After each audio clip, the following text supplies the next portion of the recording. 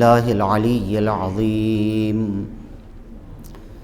اعوذ باللہ من الشیطان اللعین الرجیم بسم اللہ الرحمن الرحیم الحمد للہ الذی لم يتخذ ولدا ولم یکن لہ شریک فی الملک ولم یکن لہ ولی من الذل وکبرہ تکبیرا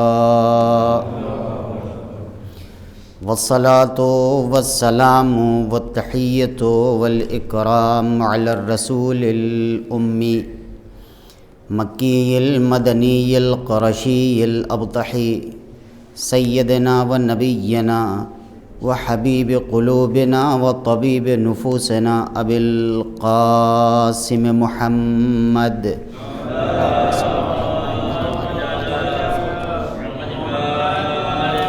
وعلى أهل بيته الطيبين الطاهرين المعصومين المظلومين المنتخبين المنتجبين الذين أذهب الله عنهم الرجس وطهرهم تطهيرا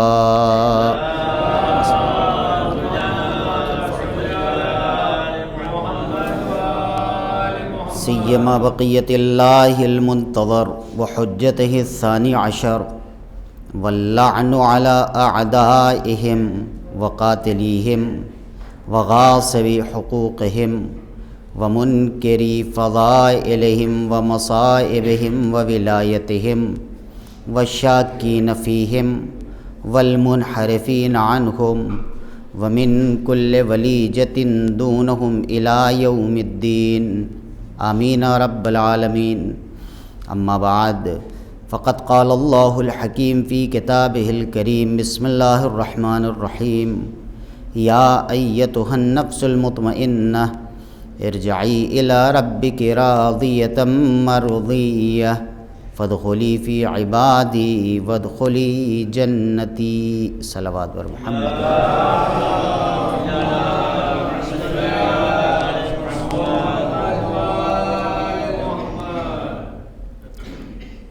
اے نفس مطمئنہ پلٹا اپنے رب کی طرف. عیسیٰ کریمہ کے اندر جو لفظ ہیں وہ بھی قابل غور ہیں. یا ایتھا النفس المطمئنہ اللہ نے مخاطب کیا ہے نام سے نہیں، صفت کے ذریعے، لقب کے ذریعے. اور شان یہ ہے کہ نفس مطمئنہ کہا ہے. جانتے ہیں مقاتل یہ لکھتے ہیں کہ روز عاشور امام حسین علیہ السلام کے چہرے کے اوپر اتنا سکون اور اطمینان تھا کہ جیسے جیسے حسین شہادتیں دیتے جا رہے تھے چہرہ امام حسین کا کھلتا جا رہا تھا، نورانی تر ہوتا جا رہا تھا. اور سکون کا یہ عالم ہے کہ پروردگار عالم خود قرآن مجید کے اندر کہہ رہا ہے یا ایتھا النفس المطمئنہ. اطمینان ہو تو ایسا ہو کہ قرآن حوالہ دے رہا ہے کہ اگر تمہیں اطمینان چاہیے تو رابطہ کرو اہل بیت سے. ارجعی الی ربک، واپس آ جاؤ اپنے رب کی طرف. دیکھیں اللہ کے کتنے اسماء گرامی لوگوں نے نقل کیے ہیں، بہت سے. آپ کو اللہ کے نام جاننے ہیں نا تو دعائے جوشن کبیر تو ماہ مبارک رمضان میں پڑھتے ہیں. کتنے نام ہیں وہ سب اس میں اللہ کے نام گنائے گئے ہیں، اس کے علاوہ کچھ نہیں ہے اس کے اندر. صرف اوصاف الہی، اسماء الہی صرف دعائے جوشن کبیر کے اندر ہیں. لیکن ان سارے ناموں کے اندر جو ایک لفظ ہے لفظ رب، اس لفظ کی اپنی ایک الگ ویلیو ہے. قرآن شروع ہوتا ہے بسم اللہ الرحمن الرحیم الحمدللہ رب یعنی اللہ کے بعد جو سب سے بڑا لفظ استعمال ہوا ہے وہ رب کا. رب ربوبیت رب الارباب، پالنے والا. اسی لیے بعض جگہوں کے اوپر ماں باپ کو بھی رب کہا گیا ہے، چونکہ لفظ رب کے اندر چھپی ہوئی محبت ہے.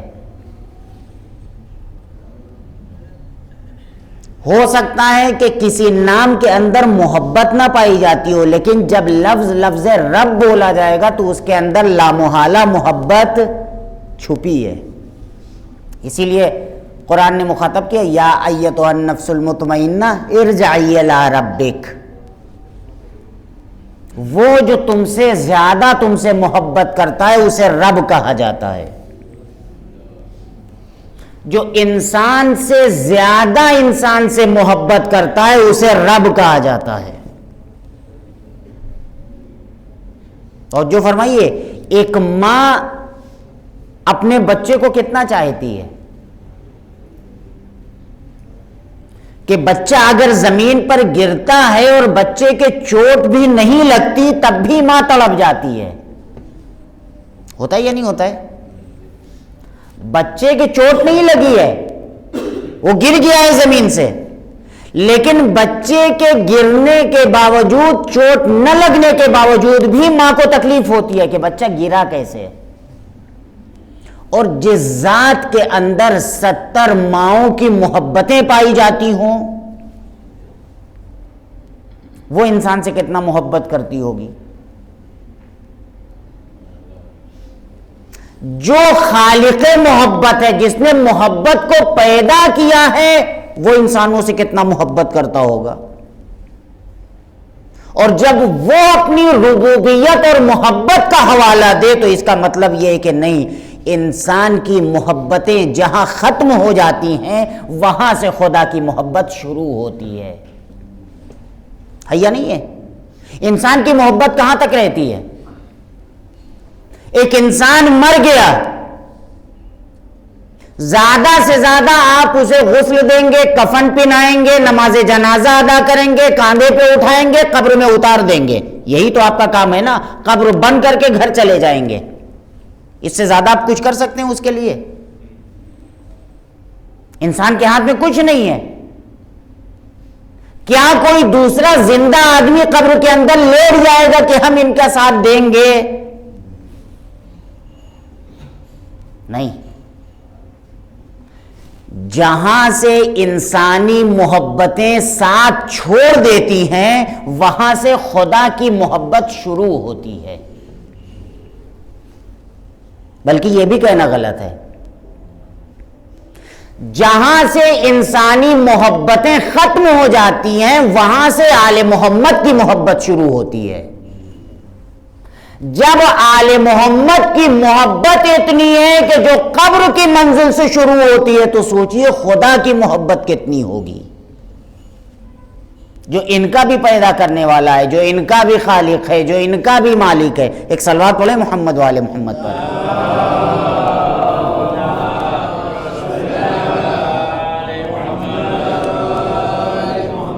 ارجعی الی ربک راضیۃ مرضیہ فادخلی فی عبادی. بندگی میں داخل ہو جا، بندوں میں داخل ہو جا.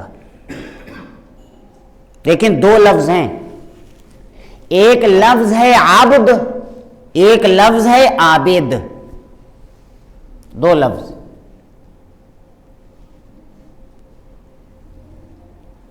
عبد کسے کہتے ہیں، عابد کسے کہتے ہیں؟ عبد اسے کہتے ہیں کہ جو اللہ کی مرضی کے مطابق عبادت کرتا ہو. عابد اسے کہتے ہیں جو اپنے خواہش کی مطابق عبادت کرتا ہو. جب میرا دل چاہے گا نماز پڑھیں گے، نماز پڑھتا ہے، لیکن جب میرا دل چاہے گا نماز پڑھیں گے، جتنی میرا دل چاہے گا نماز پڑھیں گے. جب میرا دل چاہے گا روزہ رکھوں گا، جتنا میرا دل چاہے گا روزہ رکھوں گا. اسے کیا کہتے ہیں؟ عابد. لیکن عبد کسے کہتے ہیں؟ جو اپنی مرضی نہیں دیکھتا ہے، خدا کیا چاہتا ہے. یہ بڑا مسئلہ ہے. اسی لیے پروردگار عالم نے خلافت کا عہدہ عبد کو دیا ہے، عابد کو نہیں دیا۔ کیسے؟ جب اللہ نے جناب آدم کا پتلا بنایا اور فرشتوں سے کہا کہ میں زمین پر اپنا خلیفہ بنانے والا ہوں، اور اس کے بعد جناب آدم کا پتلا بنایا گیا، تو خدا نے کیا کہا کہ جب اب اس کے اندر اپنی روح پھونکیں تو تم سب کے سب جی سجدے میں گر جانا۔ فرشتوں نے اعتراض اس سے پہلے کیا تھا، خدایا تو اس کو خلیفہ بنائے گا کہ جو خون بہائے، زمین کے اوپر فساد پیدا کرے، فتنہ کرے، اس کو خلیفہ بنائیں گے؟ نحن نسبح بحمدک ونقدس لک، قرآن مجید نے بیان کیا ہم تو تیری تسبیح کرتے ہیں، تقدیس کرتے ہیں، عبادت کرتے ہیں، ہمیں بنا دے۔ خدا نے کیا جواب دیا تھا؟ انی اعلم ما لا تعلمون، جو میں جانتا ہوں وہ تم نہیں جانتے ہو۔ اس کا مطلب کیا ہے؟ یعنی تم صرف عبادت کرتے ہو اپنے من مطابق، اس لیے کہ تمہارے پاس خواہشیں نہیں ہیں، تمہارے پاس نفس نہیں ہے، تمہیں نفس گناہوں کی طرف بلاتا نہیں ہے، کھینچتا نہیں ہے۔ کمال یہ نہیں ہے کہ دل نہ چاہے تو گناہ نہ کرو، کمال یہ ہے کہ دل چاہے تو گناہ نہ کرو۔ لہذا پروردگار عالم نے عہدہ خلافت کسے دیا؟ انسان کے حوالے کیا، کہ جس کا نفس تھا جو چاہتا تھا کہ گناہ کرے، مگر انسان اس نفس کی مخالفت کرتا تھا۔ کس کے پاس آیا وہ عہدہ؟ انسان کے پاس۔ عبد وہ ہے، اور اسی لیے شیطان کو نکالا گیا۔ کتنی شیطان نے عبادت کی تھی اس زمین کے اوپر؟ 6000 سال۔ کوئی سوچ سکتا ہے 6000 سال؟ یہاں ہم 60 سال زندہ رہتے ہیں تو سوچتے ہیں اتنے دن سے تو نمازیں پڑھ رہے ہیں۔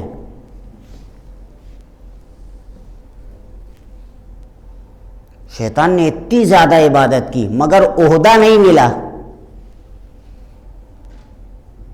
عہدہ کسے ملا؟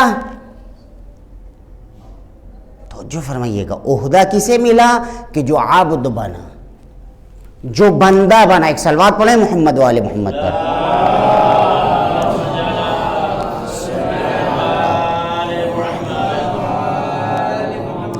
سورہ مبارکہ کہف آیت نمبر 165، اللہ تعالیٰ یہاں پر عبودیت کو بیان کر رہا ہے، بندگی کو بیان کر رہا ہے۔ جناب موسیٰ علیہ السلام بنی اسرائیل کے رسول ہیں، ہے نا، رسول تھے، کلیم اللہ تھے، اولو العزم پیغمبر تھے، یعنی 5 بڑے رسولوں میں سے ایک جناب موسیٰ علیہ السلام۔ جناب موسیٰ علیہ السلام کو اللہ نے کہا کہ اگر تمہیں علم سیکھنا ہے تو میرے بندے کے پاس جاؤ۔ کون تھا وہ بندہ؟ جناب خضر علیہ السلام۔ جناب خضر کون ہے؟ رسول ہیں،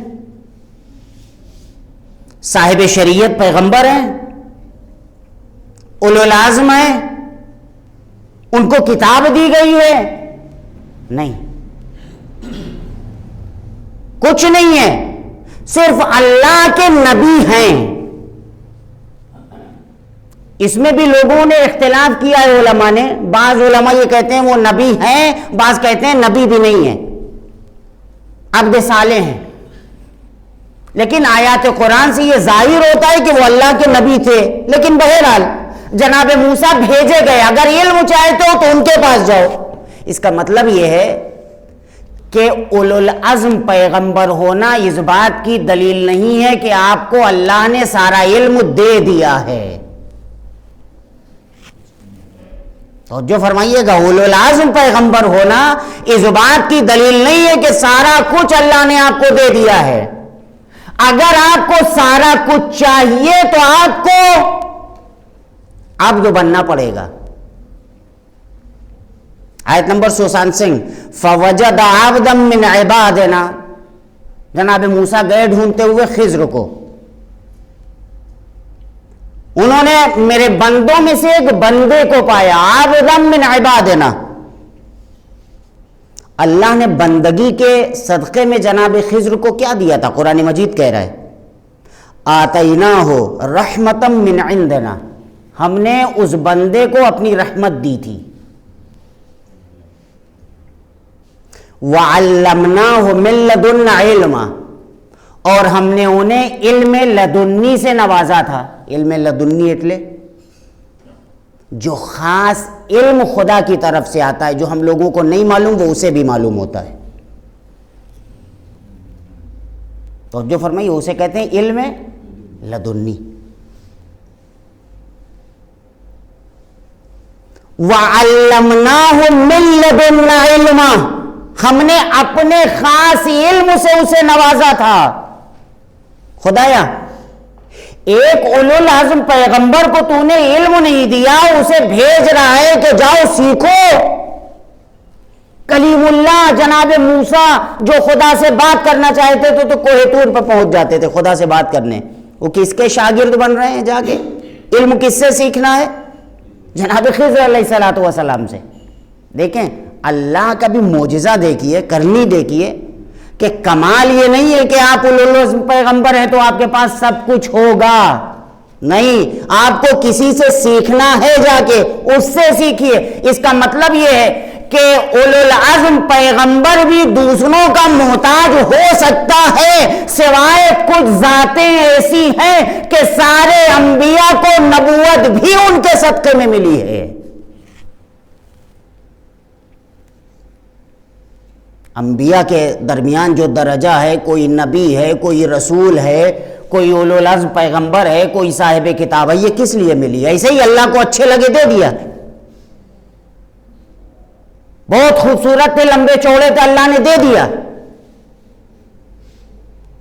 کچھ تو ہوگا نا، کوئی معیار تو ہوگا نبوت دینے کا، رسالت دینے کا، کچھ کس بنا پر دیا ہے؟ ولایت آل محمد کے اقرار کی بنیاد پر۔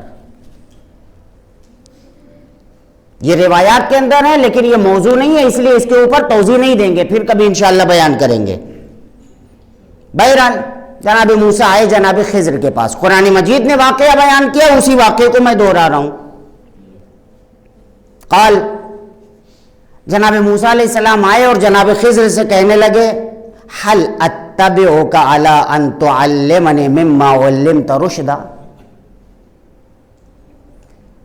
کیا ہم آپ کے ساتھ رہ سکتے ہیں، آپ کا اتباع کر سکتے ہیں، آپ کے ساتھ ساتھ رہ سکتے ہیں کہ اللہ نے جو آپ کو تھوڑا سا علم دیا ہے اس علم میں سے مجھے بھی کچھ مل جائے؟ اس کا مطلب یہ ہے کہ انسان کو زندگی میں ہمیشہ علم کی تلاش کرنی چاہیے۔ جہاں بھی جاؤ علم چاہیے، اپنے سے بڑے کو تلاش کرو۔ کبھی انسان علم کے حساب سے بے نیاز نہیں ہوتا ہے کہ ہم بہت بڑے علامہ دہر بن گئے، کوئی علامہ دہر نہیں ہے۔ اگر علامہ دہر ہے تو صرف اور صرف ذات مبارک ہے آل محمد علیہ السلام، اس کے علاوہ کوئی نہ علامہ ہے نہ کوئی صاحب علم ہے۔ جو کچھ علم آج کائنات میں ہے وہ صرف انہی کی وجہ سے آیا ہے، اور یہ علم جو پورا ہوگا انہی کی وجہ سے پورا ہوگا۔ اسی لیے آپ دیکھیں حدیث کے اندر ہے کہ آج دنیا کہاں پہنچ گئی ہے کہ آپ کو امریکہ اگر بات کرنا ہے، اس سے گفتگو کرنی ہے، اس کو دیکھنا ہے، فوراً موبائل پہ نمبر ملا ہے، اس کو دیکھ بھی رہے ہیں، باتیں بھی کر رہے ہیں۔ کہاں پر ٹیکنالوجی پہنچ چکی ہے، لیکن یہ علم صرف 2 حرفوں کا علم ہے۔ چھٹے امام فرماتے ہیں کہ علم کے 27 حروف ہیں، آج جتنا بھی علم ہے صرف 2 حرفوں کا علم ہے۔ جب ہمارا مہدی ظہور کرے گا تو 25 علم اور لے کے آئے گا۔ 2 حرف کے علم کی وجہ سے آج دنیا کہاں پہنچ گئی ہے، اور جب اس میں 25 پلس کر دیجئے دنیا کہاں پہنچ جائے گی۔ اسی لیے مردے اپنی قبروں میں زندہ ہونے کی تمنا کریں گے، خدایا ہمیں بھی زندگی دے دے، آل محمد کی حکومت اپنی آنکھوں سے دیکھنا چاہتے ہیں۔ کیا ہوگی حکومت امام زمانہ علیہ الصلوۃ والسلام کی، کہ جہاں مومنین کی حکومت ہوگی، جہاں صالحین کی حکومت ہوگی، جہاں نہ ظلم ہوگا، کچھ نہیں، ہر جگہ سے لا الہ الا اللہ محمد الرسول اللہ علی ولی اللہ کی آواز بلند ہوگی، ہر گھر سے۔ دنیا اسی چیز کا انتظار کر رہی ہے۔ یملؤ الارض قسطا وعدلا بعدما ملئت ظلما وجورا، ظلم و جور سے بھری ہوئی دنیا کو وہ عدل و انصاف سے بھر دے گا۔ کون؟ دنیا جس کا انتظار کر رہی ہے، جو وارث فاطمہ ہے، جو وارث حسین ہے، جو منتقم خون حسینی ہے، جو خلافت الہیہ کا اصلی حقدار ہے۔ جناب موسیٰ آتے ہیں، کہتے ہیں هل اتبعک علی ان تعلمنی مما علمت رشدا، اللہ نے جو آپ کو کچھ دیا اس سے مجھے تھوڑا سا کچھ مل سکتا ہے؟ اب جناب خضر کہتے ہیں انک لن تستطیع معی صبرا، ٹھیک ہے علم سیکھنے تو آئے ہو مگر تمہارے اندر صبر کی کمی ہے، تم صبر نہیں کر سکتے ہو۔ اس کا مطلب یہ ہے کہ قرآن مجید کہنا یہ چاہتا ہے کہ اگر علم چاہیے تو صبر کرنا پڑے گا، بغیر صبر کے علم حاصل نہیں ہوتا۔ یہ اس زمانے کی بات نہیں ہے، آج کی بھی بات ہے۔ علم چاہیے تو اپنے صبر کو بڑھاؤ۔ نمبر 2، استاد ایسا ہونا چاہیے کہ جو سامنے والے شاگرد کی کیپیسٹی کو پہچان لے، اور استاد کی ذمہ داری چاہیے نہیں، تارا اندر وستو نتھی، اینا بارہ میں کہیں وچار کر، کون ہے آنے والا؟ اولو العزم پیغمبر۔ استاد کون ہے؟ ایک معمولی نبی، لیکن وہ نبی اولو العزم پیغمبر سے کہہ رہا ہے تمہارے اندر صبر کی کمی ہے، اس کمی کو پورا کرو، ہمارے ساتھ رہنا ہے تو تمہیں چپ رہنا پڑے گا۔ دیکھیں بہت بڑی چیز ہے، قرآن مجید نے نقل کیا انک لن تستطیع معی صبرا وکیف تصبر علی ما لم تحط بہ خبرا، اور تم صبر کرو گی بھی کیسے جس چیز کے بارے میں تمہیں نہیں معلوم، اس پر چپ کیسے رہو گے؟ ظاہر سی بات ہے نا، نیچر میں انسان کے ایک چیز ہمیں نہیں معلوم، ہم دیکھ رہے ہیں کہ وہ آدمی غلط کر رہا ہے تو فوراً ہم ٹوکیں گے اس کو، کیوں کر رہے ہو؟ حالانکہ وہ اپنے حساب سے صحیح کر رہا ہے، لیکن ہمارے علم کی کمی کی وجہ سے ہم اس سے کہہ رہے ہیں نہیں نہیں نہیں یہ غلط ہے، ایسا نہیں ہے۔ ہوتا ہے، ہر جگہ ہوتا ہے۔ جناب خضر کہہ رہے جناب موسیٰ سے جس چیز کے بارے میں تمہیں نہیں معلوم اس کے بارے میں صبر کیسے کر سکتے ہو؟ لیکن صبر کرنا پڑے گا، ہمارے ساتھ رہنا ہے تو شرط منظور ہے۔ جناب موسیٰ علیہ السلام کہتے ہیں قال ستجدنی انشاءاللہ صابرا، انشاءاللہ آپ ہمیں صبر کرنے والا پائیں گے۔ جناب موسیٰ کون ہے؟ نبی۔ دیکھیں قرآن مجید کے ایک ایک لفظ پر غور کریے گا، کون ہے؟ نبی۔ کہہ دیتے نا ہاں میں صبر کروں گا، لیکن نہیں، کوئی چیز اللہ کی مدد کے بغیر نہیں ہو سکتی ہے، لہذا کہا انشاءاللہ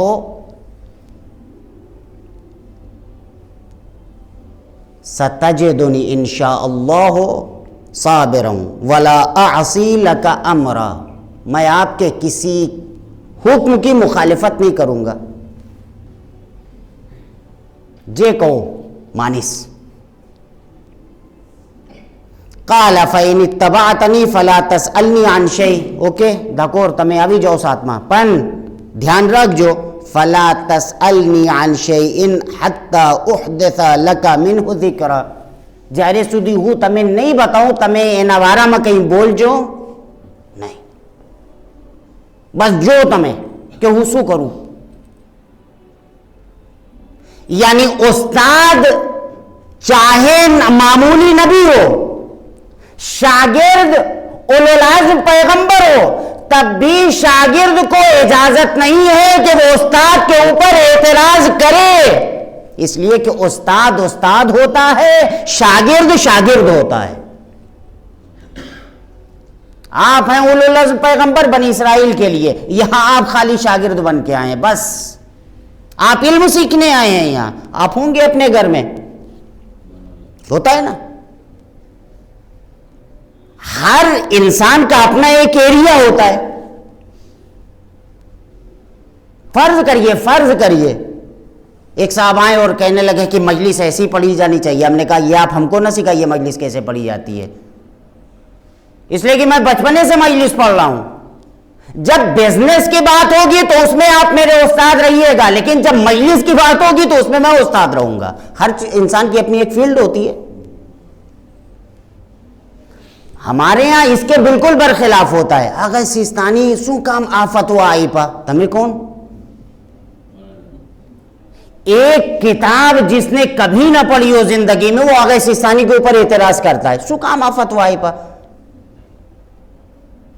જેની આખી જિંદગી હોજામાં પસાર થઈ ગઈ એના ઉપર માણસ કહે છે કે શું કામ આગળ સિસ્તાની આ ફતવા આપે છે? ہوتا ہے نا۔ اسی لیے کبھی اپنی فیلڈ میں رہو تو وہاں اعتراض کرو، دوسری فیلڈ میں جا کے اعتراض نہیں کرنا چاہیے، ٹھیک ہے؟ جناب خضر کی شرط جناب موسیٰ نے مان لیا، وہ شاگرد بن گئے، وہ استاد بن گئے۔ فانطلق، دونوں چل دیے ساتھ میں۔ حتی اذا رکب فی السفینہ، بے ایک نانی کشتی میں سوار થઈ ગયા، એમ વિચાર કરો એક લાખામાં સવાર થઈ ગયા સાથે۔ خرقها، جناب خضر آلاکانا اندر منانا سوراخ کری دیدا، چھید کری دیدا۔ اب جیسے ہی یہ کام کرتے ہوئے جناب موسیٰ علیہ السلام نے جناب خضر کو دیکھا، سو کام تم نے سوراخ کری دیدا۔ دیکھیں قرآن مجید نے نقل کیا، اس کا مطلب درس ہے یہ ہمارے لیے قیامت تک کے لیے۔ قال اخرقتها لتغرق اهلها، آپ نے اس کشتی میں سوراخ کر دیا ہے تاکہ کشتی والے ڈوب جائیں۔ یہ نہیں کہا، اگر ہم ہوتے تو کیا کہتے؟ آپ ہم کو ڈبانا چاہتے ہیں، لیکن جناب موسیٰ کو اپنا خیال نہیں ہے، دوسرے لوگوں کا خیال ہے۔ وہ بھی اپنی جگہ پر صحیح، وہ بھی اپنی جگہ پر صحیح، انہیں علم نہیں ہے اس لیے اعتراض کر رہے ہیں، ان کے پاس اللہ کا دیا ہوا علم ہے اس لیے یہ کام کر رہے ہیں۔ لیکن جب دونوں ایک دوسرے کو نہ سمجھیں، آپ اس میں کس کو کہیے گا غلط ہے؟ موسیٰ غلط تھے یا جناب خضر غلط تھے؟ سوال ہے آپ سے، کون غلط تھا؟ دونوں صحیح تھے۔ وہ اپنے علم کے اعتبار سے کام کر رہے تھے، وہ علم نہ ہونے کی وجہ سے اعتراض کر رہے تھے، دونوں اپنی جگہ صحیح، غلط کوئی نہیں تھا۔ بعض جگہ سماج میں اختلاف اسی لیے ہوتا ہے کہ دونوں اپنی اپنی جگہ صحیح ہوتے ہیں، لیکن نہ یہ ان کو سمجھ پاتے ہیں نہ یہ ان کو سمجھ پاتے ہیں۔ سماج کے اندر، جماعت کے اندر جو اختلافات ہوتے ہیں ان کی مین وجہ جانتے ہیں کیا ہوتی ہے؟ مس انڈرسٹینڈنگ، ایک دوسرے کو نہ سمجھ پانا، نہ یہ کہ یہ غلط ہیں، یہ غلط ہیں، وہ غلط کرنا چاہتے ہیں، ایسا نہیں ہوتا ہے۔ نہ سمجھ پانا سب سے بڑا گناہ ہے۔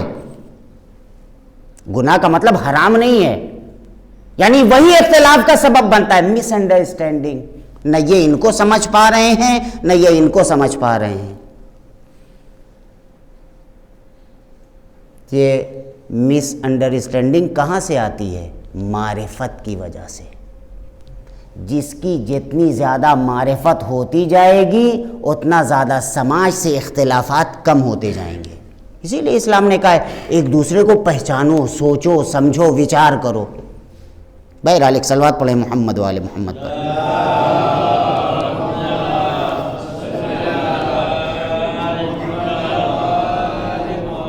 قال اخرقتها لتغرق اهلها، آپ نے کشتی میں سوراخ کر دیا تاکہ کشتی میں بیٹھے ہوئے لوگ ڈوب جائیں. جئت شیئا امرا، یہ بہت خراب کام کیا ہے آپ نے. کون کہہ رہا ہے؟ شاگرد. کس سے کہہ رہا ہے؟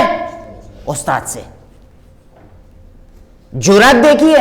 ٹھیک ہے آپ اپنے سماج میں، آپ بنی اسرائیل کے اندر اولو پیغمبر ہیں، آپ یہاں ہیں شاگرد بن کے. شرط کیا ہوئی تھی؟ چپ رہنا. پہلی شرط توڑ دی. کس نے؟ جناب موسیٰ علیہ الصلوۃ والسلام نے. قال الم اقل انک لن تستطیع معی صبرا، استاد نے کہا، جناب خضر نے کہا جناب موسیٰ سے، میں نے پہلے ہی تم سے نہیں کہا تھا میرے ساتھ رہو گے تو صبر نہیں کر پاؤ گے؟ پہلی وارننگ مل رہی ہے کس کی طرف سے؟ جناب خضر کی طرف سے. کسے؟ جناب موسیٰ علیہ السلام کو. پہلی وارننگ. کہا تھا نا میں نے صبر کرنا، اور میرے ساتھ رہ کے صبر نہیں کر پاؤ گے، تمہارے اندر کمی ہے صبر کی. قال لا تؤاخذنی بما نسیت ولا ترهقنی من امری عسرا،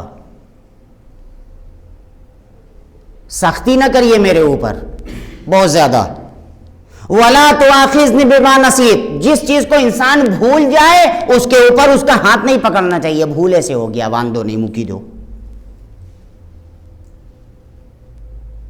اس کا مطلب یہ ہے کہ جناب موسیٰ بھی ایک درس دے رہے ہیں کہ کام جو بھولنے سے ہو جاتا ہے اس کے اوپر سختی نہیں کرنی چاہیے. کہ انسان سے غلطی ہوتی ہے، ہوتا ہے، لیکن ہم کبھی کبھی ان اپنے حدود سے آگے نکل جاتے ہیں. مثال کے طور پر سب کے گھر میں داسیاں ہوتی ہیں، سب کے گھر میں کام کرنے والے ہوتے ہیں، لیکن ہم کبھی کبھی ان کے اوپر تجاوز کرتے ہیں. غلطیاں اتنی بڑی نہیں ہوتی ہیں، ہم جتنی بڑی انہیں سزائیں دیتے ہیں، باتیں سناتے ہیں، گالیاں دیتے ہیں. ہمیں بھی احتیاط کرنا چاہیے. آج ان کی مجبوری ہے کہ وہ ہمارے نوکر ہیں. اگر خدا نخواستہ کل زمانے نے کروٹ لے لیا تو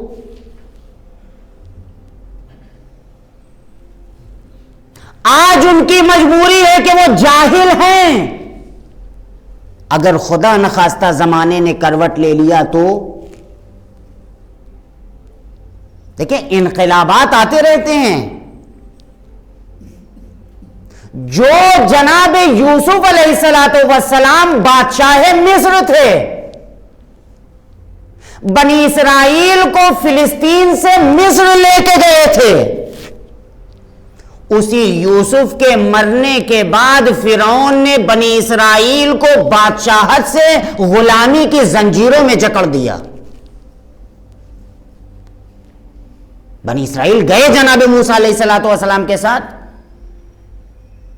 ریڈ سی کراس کر کے گئے. ہمارے یہاں مشہور ہے نا دریائے نیل پسار کر کے گئے، غلط ہے. ریڈ سی کراس کر کے گئے تھے جناب موسیٰ علیہ السلام، اور جناب موسیٰ کے ساتھ 6.5 لاکھ بنی اسرائیل تھے، کوئی ایک دو نہیں تھے،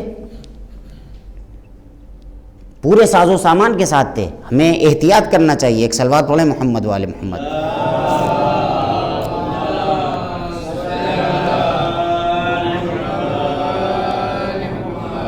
قرآن مجید کہتا ہے فانطلقا، اوکے ایک وارننگ دے دیا ہے صبر کرنا. فانطلقا دونوں چل دیے. حتی اذا لقی غلاما فقتلہ، جناب خضر نے ایک لڑکے کو دیکھا، آگے بڑھے، قتل کر دیا. ہاں ایک آدمی کو اگر قتل آپ کے سامنے کیا جائے آپ اعتراض نہیں کریں گے؟ نیچرل چیز ہے نا. جناب موسیٰ علیہ السلام بھی فوراً قال اقتلت نفسا زکیۃ بغیر نفس، آپ نے ایک پاک و پاکیزہ نفس کو مار دیا ہے بغیر اس کے کہ آپ کسی کا بدلہ لے رہے ہو. یہ کیوں کیا آپ نے؟ لقد جئت شیئا نکرا، آپ نے منکر انجام دیا ہے، حرام کام انجام دیا ہے، غلط کام انجام دیا ہے. کس سے کہہ رہے ہیں؟ استاد سے. کون اعتراض کر رہا ہے؟ شاگرد. غلط کام آپ نے کیا، یہ ایک معصوم بچے کو آپ نے مار دیا. قال الم اقل لک انک لن تستطیع معی صبرا.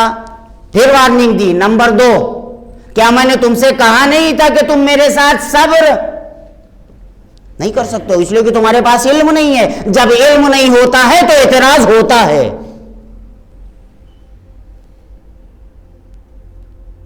اس کا مطلب یہ ہے کہ جناب موسیٰ کا اعتراض کرنا غلط نہیں تھا. اعتراض کرنا غلط نہیں ہوتا ہے، بیجا اعتراض کرنا غلط ہوتا ہے. غلط اعتراض کرنا غلط ہوتا ہے. ہر اعتراض غلط نہیں ہوتا ہے. اللہ نے کہا تھا جاؤ ان سے سیکھو. اللہ نے استاد بنایا تھا جناب خضر کو. استاد بنانے کے باوجود اگر موسیٰ اعتراض کر رہے ہیں تو اس کا مطلب یہ عدم صبر کی وجہ، صبر نہیں ہے ان کے پاس. قال ان سألتک عن شیء بعدها فلا تصاحبنی. جناب موسیٰ نے کہا ٹھیک ہے، 2 مرتبہ آپ نے مجھ کو وارننگ دے دیا، اب اس کے بعد اگر میں نے آپ سے کسی چیز کے بارے میں سوال کیا فلا تصاحبنی، تو آپ مجھے اپنے ساتھ نہ رکھیے گا، ہٹا دیجئے گا. اس کا مطلب یہ ہے کہ بار بار اعتراض کرنا صحابیت سے نکلنے کا باعث بنتا ہے. جناب موسیٰ جیسا پیغمبر معصوم، جناب خضر جیسا نبی معصوم، دونوں معصوم ہیں نا.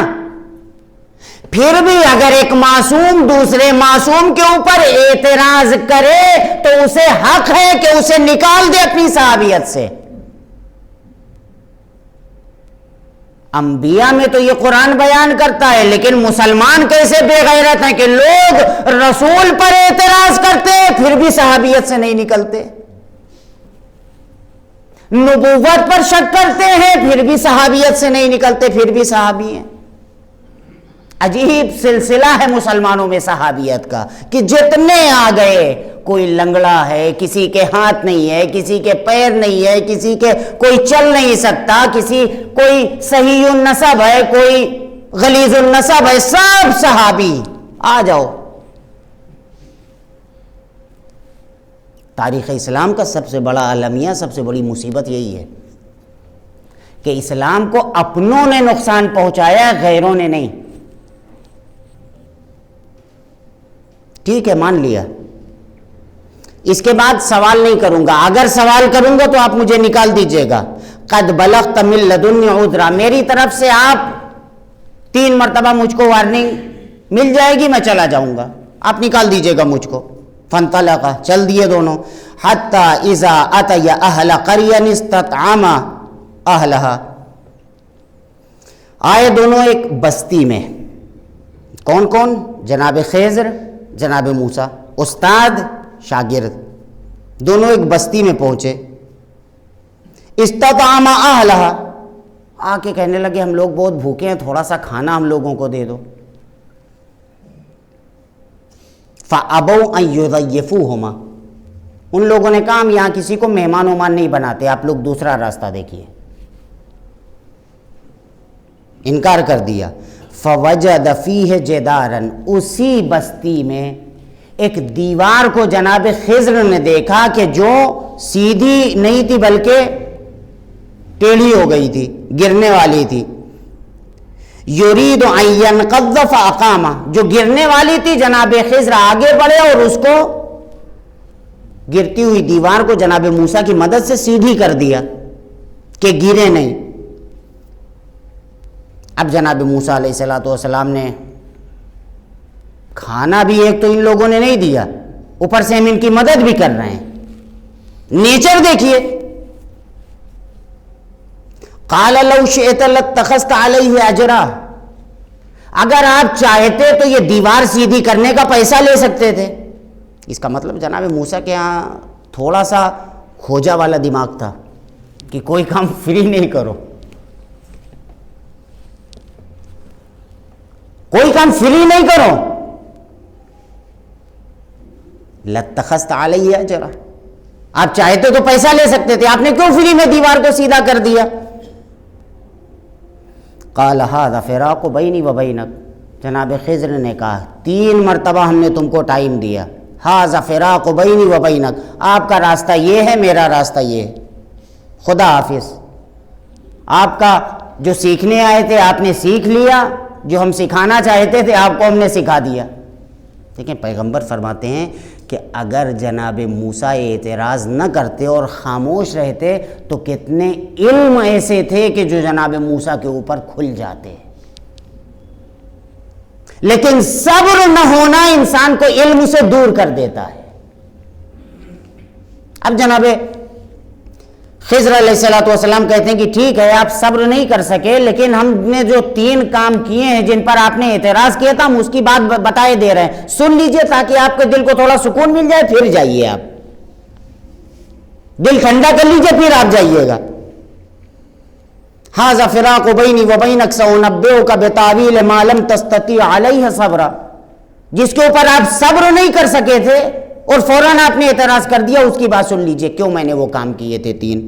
اما السفینہ، وہ کشتی، وہ لاکھا کہ جس میں لوگ سوار تھے اس میں میں نے سوراخ کر دیا.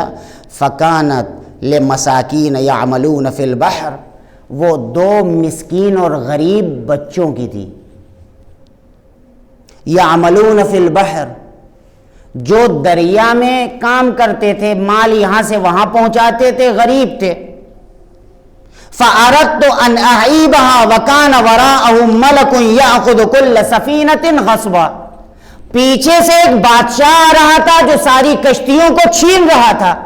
میں نے کہا اس میں سوراخ کر کے عیب کر دیا جائے تاکہ وہ آئے اور دیکھے یہ ڈوبتی ہوئی کشتی ہے تو اسے چھوڑ کے چلا جائے اور یتیموں کا مال ان کے پاس رہ جائے. دیکھیں انہوں نے کیا کہا تھا، کیا آپ نے کشتی میں سوراخ کر دیا، ان کا اعتراض بھی صحیح تھا، لیکن جانتے نہیں تھے کہ جناب خضر کس وجہ سے کشتی میں سوراخ کر رہے ہیں کہ یتیموں کا مال محفوظ رہ جائے، مسکینوں کا مال محفوظ رہ جائے اور یہ پوری زندگی اس سے چلا سکیں اپنی. علم لدنی کا فائدہ یہی ہوتا ہے.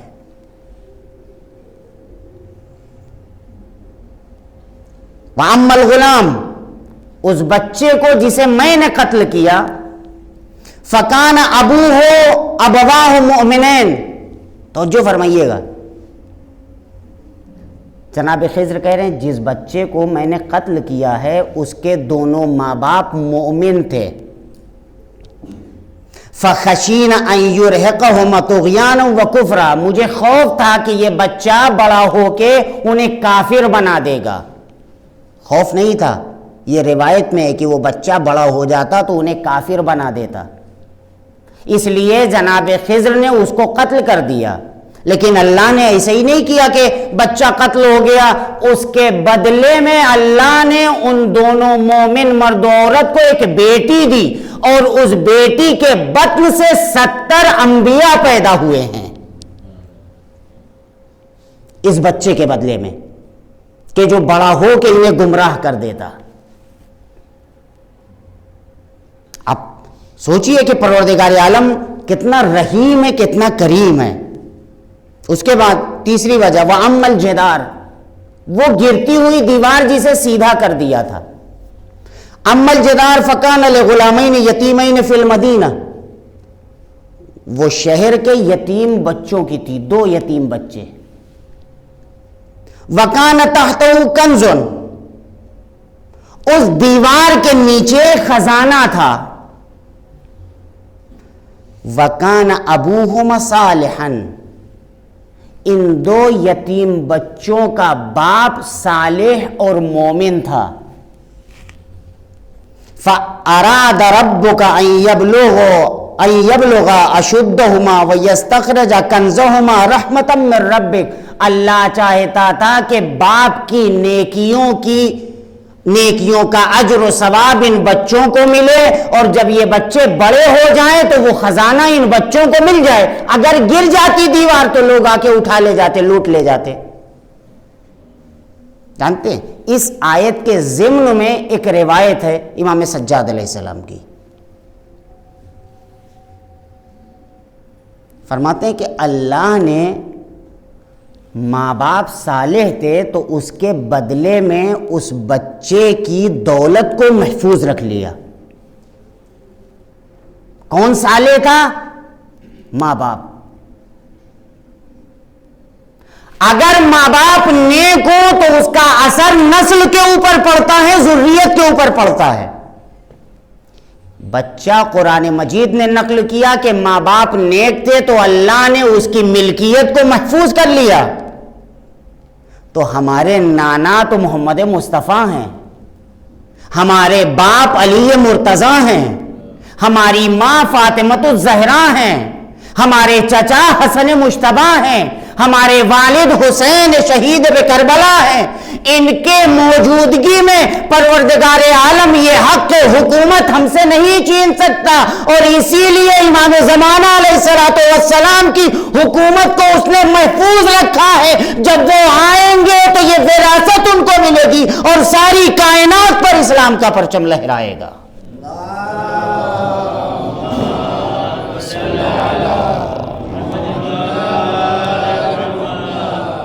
آپ سوچئے کہ عبدیت کا کمال کیا ہے کہ جناب موسیٰ جیسا عظیم الشان پیغمبر اور رسول وہ بھی شاگرد بن رہا ہے. یہ بندگی ہے.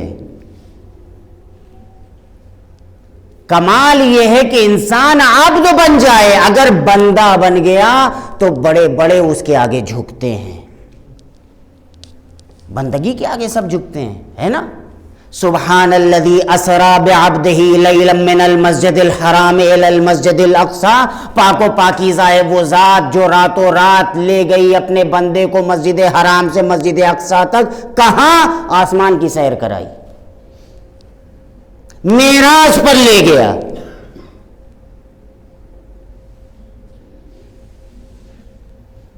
الخصال ایک کتاب ہے شیخ مفید کی، شیخ صدوق کی.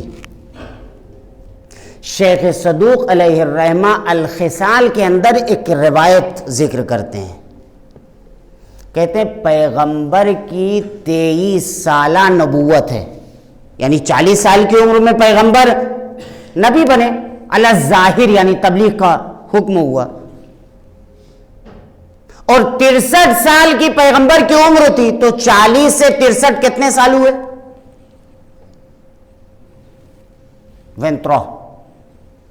23 سال. اس 23 سال کے اندر پیغمبر کو 120 مرتبہ معراج ہوئی ہے. توجہ فرمائیے گا، کتنی مرتبہ معراج ہوئی پیغمبر کو؟ 7. 120 مرتبہ معراج ہوئی ہے. کمال یہ نہیں ہے، اس کے بعد جو جملہ ہے امام کا وہ فرماتے ہیں پیغمبر جب بھی معراج پہ گئے ہیں، اللہ سے ملاقات کرنے کے لیے گئے ہیں، تو اس معراج پر اللہ نے پیغمبر سے کوئی بات کی ہو یا نہ کی ہو، علی کی بات ضرور کی ہے. ہر مرتبہ کوئی بات ہوئی ہو یا نہ ہوئی ہو، علی کی ولایت کی بات ضرور ہوئی ہے. اور اسی لیے پروردگار عالم جب غدیر میں مقام بیان پیغمبر پر آتا ہے تو کیا کہتا ہے؟ لَمْ تَفْعَلْ فَمَا بَلَّغْتَ رِسَالَتَهُ. پیغمبر اگر آپ نے علی کی ولایت کا اعلان نہیں کیا تو آپ کی 23 سالہ زندگی اور تبلیغ سب بیکار ہے. آپ سوچئے علی کی ولایت کا عالم کیا ہے، مقام امیر المومنین کیا ہے. پیغمبر نے نماز کی تبلیغ نہیں کیا تھا، روزے کی تبلیغ نہیں کیا تھا، حج کی تبلیغ نہیں کیا تھا، بتایا نہیں تھا زکوٰۃ دینا چاہیے، جھوٹ حرام ہے، شراب حرام ہے، غیبت حرام ہے، زنا حرام ہے، چوری حرام ہے. ہر چیز کا حکم پیغمبر نے پہنچایا. سارے احکام ایک طرف، ولایت علی کا اعلان ایک طرف. ہر چیز، ہر حرمت، ہر حکم امیر المومنین علیہ السلام کی ولایت کے چاروں طرف گھوم رہا ہے. اگر پیغمبر ساری زندگی ہر حکم قرآن پہنچائیں لیکن علی کی ولایت کا اعلان نہ پہنچائیں تو پیغمبر کی ساری عمر کی زحمتیں برباد. تو ہم اگر ساری زندگی نماز پڑھیں، روزہ رکھیں، حج کریں، زکوٰۃ دیں، خمس دیں، سارے احکام پر عمل کریں لیکن علی کی ولایت قبول نہ کریں تو ساری زندگی برباد.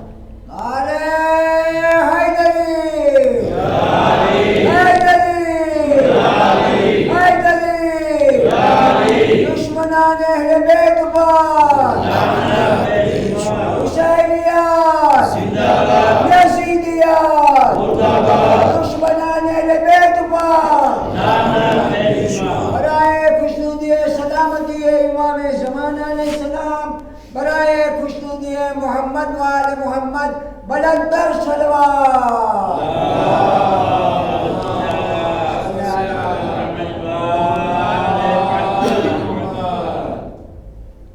اصل مسئلہ ولایت علی ہے. لوگوں نے کیوں پیغمبر کی شہادت کے بعد در سیدہ جلایا؟ کس لیے؟ کوئی خاص دشمنی تھی؟ ولایت علی، محبت علی. امام حسن کو کیوں زہر دیا گیا؟ ولایت علی، محبت علی. واقعہ کربلا کیوں پیش آیا؟ ولایت علی، محبت علی. چھوڑ دیجئے وہ سب پرانی باتیں ہیں، نئی باتیں. کیوں عراق میں شیعوں کو قتل عام کیا جا رہا ہے؟ محبت علی.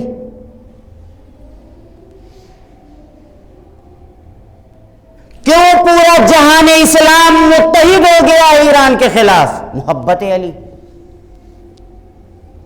کیوں شیعوں کو کافر بتایا جا رہا ہے؟ محبت علی.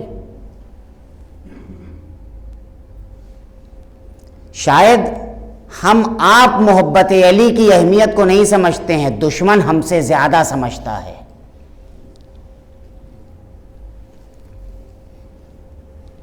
وہ بہتر جانتا ہے کہ ہم کون ہیں.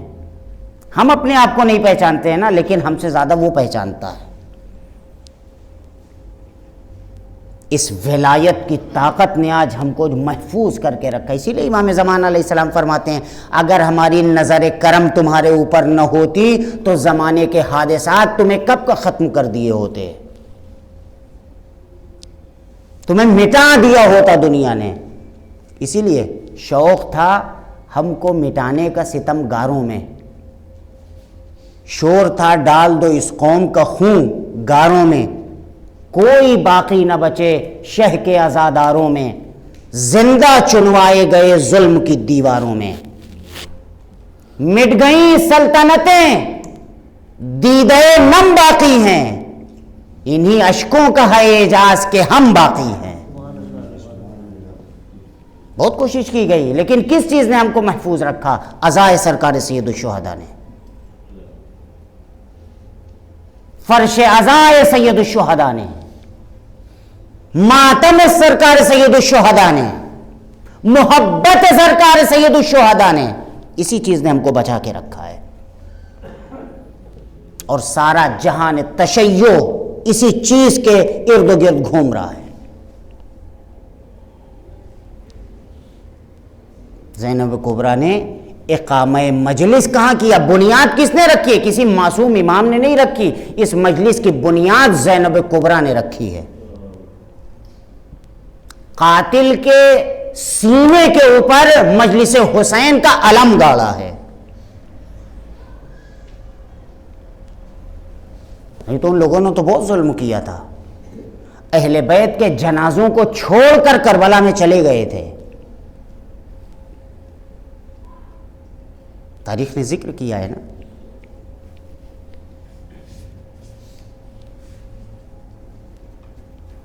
پامال میتیں پڑی ہوئی تھی. تاریخ ہی کہتی ہے کربلا میں 3 جنازے ایسے تھے کہ جنہیں کھجور کی چٹائی میں لپیٹ کے دفن کیا گیا ہے. اس کھجور کی تاپی کے اوپر ان کے جسم کے ٹکڑوں کو جمع کیا گیا ہے. اس کے بعد انہیں قبر میں اتارا گیا ہے۔ جانتے ہیں وہ 3 شہید کون سے ہیں؟ پہلے شہید کا نام ہے علی اکبر، جس کے لیے مقاتل لکھتے ہیں فَقَتَلُوهُ إِرْبًا إِرْبًا، علی اکبر کو ان کی زندگی ہی میں ٹکڑے ٹکڑے کر دیا گیا تھا۔ جانتے ہیں دوسرے شہید کا کیا نام ہے؟ دوسرے شہید کو سرکار ابوالفضل عباس کہتے ہیں، کہ جس کو ٹکڑے ٹکڑے کر دیا گیا تھا۔ اور اسی لیے آپ دیکھیے جناب عباس کی قبر بہت چھوٹی سی ہے، جیسے بچوں کی قبر ہوتی ہے۔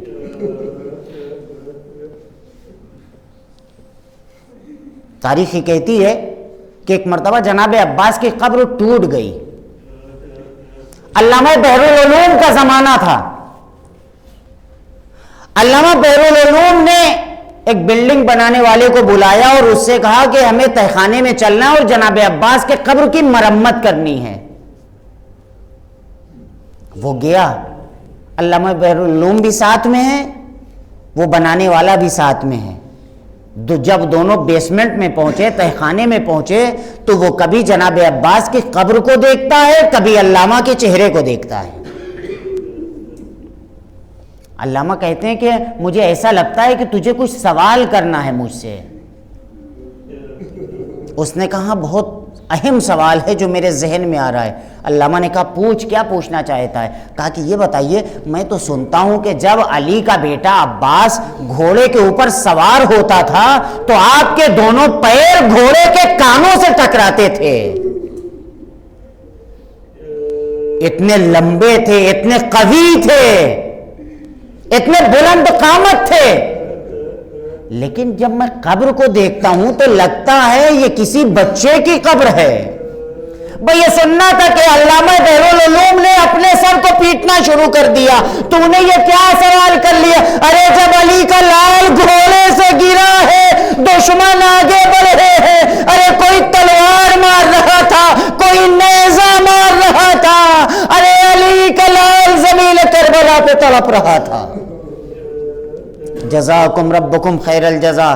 تاریخ کہتی ہے کہ تیسرا وہ شہید کربلا کا کہ جس کے جسم کے ٹکڑوں کو کھجور کی چٹائی میں رکھ کے دفن کیا گیا، وہ سرکار سید الشہداء امام حسین علیہ السلام تھے، کہ زینب کبریٰ نے ان ٹکڑوں کو روز عاشور جمع کیا تھا۔ تاریخ کہتی ہے کہ جب 12ویں محرم کو امام سجاد علیہ السلام معجزے سے کربلا پہنچے تو بنی اسد کے لوگ متحیر کھڑے ہوئے تھے، اس لیے کہ انہیں یہ نہیں معلوم تھا کہ کون سا جنازہ کس کا ہے، اس لیے کہ جنازوں کے اوپر سب کے سر نہیں تھے، سب کے سروں کو کاٹ لیا گیا تھا، صرف جنازے پڑے ہوئے تھے۔ بنی اسد والے کھڑے تھے، امام سجاد آئے اور بتایا یہ فلاں کا جنازہ ہے، یہ فلاں کا جنازہ ہے، یہ فلاں کا جنازہ ہے۔ سارے جنازوں کو دفن کر دیا گیا۔ بنی اسد والے جانے لگے، جب جانے لگے تو امام سجاد علیہ السلام فرماتے ہیں اے بنی اسد والو ابھی جاؤ نہیں، ایک جنازہ اور باقی ہے۔ توجہ فرمائیے گا، میں نے ذاکروں سے سنا ہے، خطبہ سے سنا ہے کہ امام سجاد فرماتے اے بنی اسد والو ایک جنازہ اور باقی ہے، آؤ وہ جنازہ فرات کے کنارے پڑا ہوا ہے۔ امام سجاد بنی اسد والوں کو لے کے فرات کے کنارے پہنچے، اپنے چچا کے جنازے کو کھجور کی چٹائی پہ رکھا اور رکھنے کے بعد بنی اسد والوں نے قبر تیار کی۔ امام سجاد علیہ السلام نے جنازہ قبر میں اتارا اور اس کے بعد بنی اسد والوں سے کہتے اے بنی اسد والو ذرا تم دور چلے جاؤ، مجھے چچا سے کچھ کام ہے۔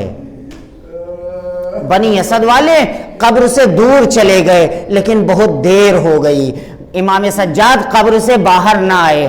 بنی اسد والے ڈر گئے، کیا وجہ ہے کہ امام سجاد ابھی قبر سے باہر نہیں آئے؟ قریب آئے تو کیا دیکھا؟